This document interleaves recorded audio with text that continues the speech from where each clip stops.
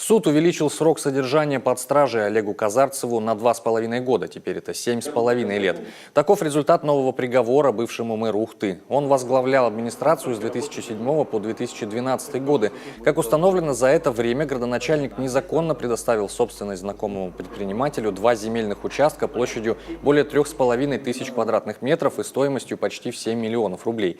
Якобы для обслуживания части одного здания в центре города. Дальше больше. В 2011 году по просьбе все того же коммерсанта Казарцев инициировал включение в план приватизации муниципального имущества вторую часть здания и земельный участок, который под ним расположен, площадь участка свыше 3000 квадратных метров. Оценку этого имущества организовал сам коммерсант, что позволило снизить ее стоимость почти на 10 миллионов рублей. И в дальнейшем по заведомо заниженной по сравнению с рыночной стоимостью было приобретено вот этим вот коммерсантом.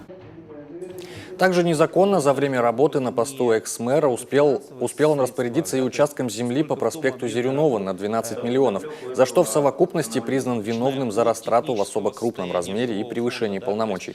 Отметим, срок наказания ему исчисляется с 26 сентября 2014, когда произошел арест. Таким образом, Казарцев выйдет на свободу через 3,5 года, а может и раньше, если воспользуется правом на УДО.